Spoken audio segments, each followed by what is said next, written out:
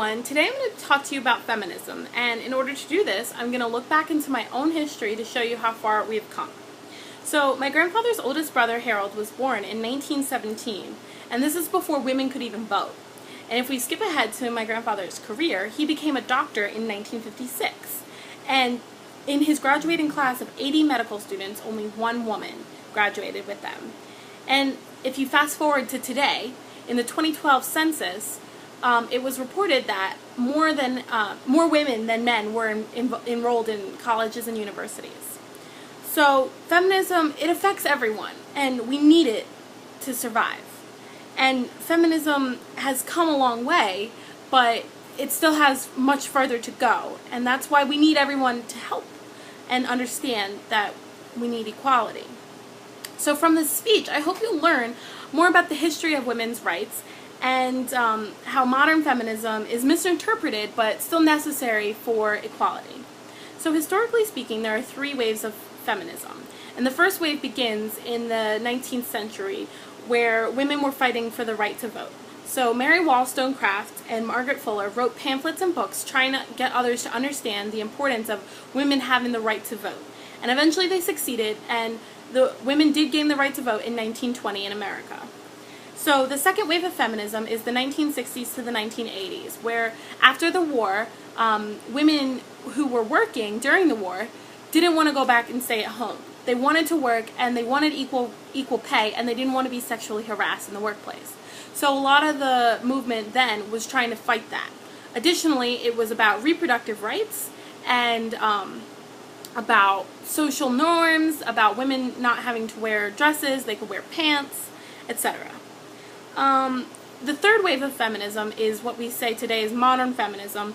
It broadens the idea of what it means to be a feminist. It's more about equal rights for people as opposed to men and women being equal.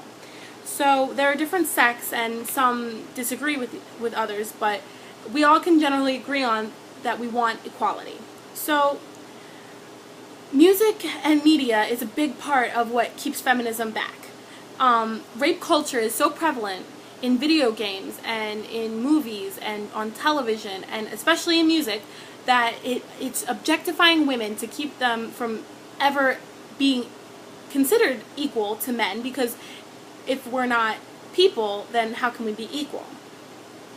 So because modern feminism has so many perspectives, it is subject to misconception. And so there are a lot of myths about feminism. And people spread these myths because they just don't understand what feminism is really about.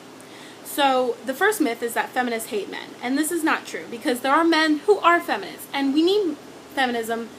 Men need feminism just as much as women. Because if you say that, oh, well, she shouldn't have been drinking, she shouldn't have been wearing that, he couldn't control himself, that's taking away the man's power. That's saying, like, he has no control over his own body. And that's not right.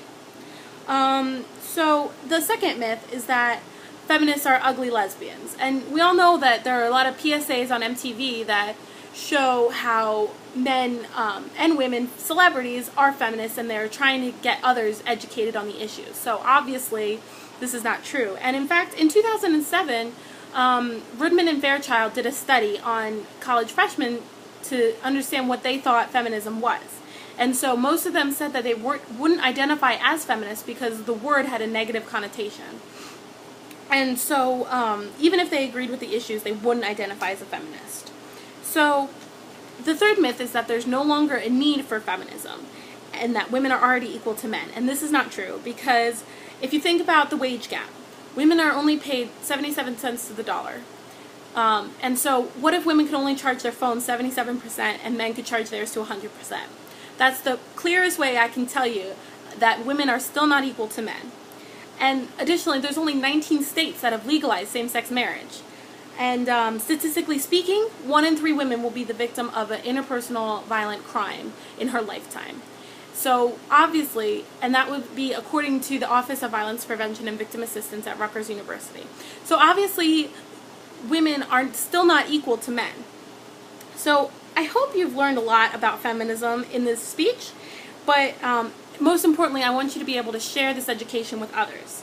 So not only did we look into the past of women's rights, but we reflected on how the present is still progressing.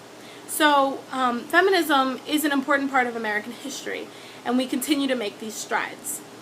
Most people can agree that our equal rights are unalienable, but maybe today our forefathers would have included that in our Constitution, seeing as how it's such an issue. And so I hope feminism will continue to improve and our society and make our ancestors, such as my great uncle Harold, proud of how far we've come. Thank you so much.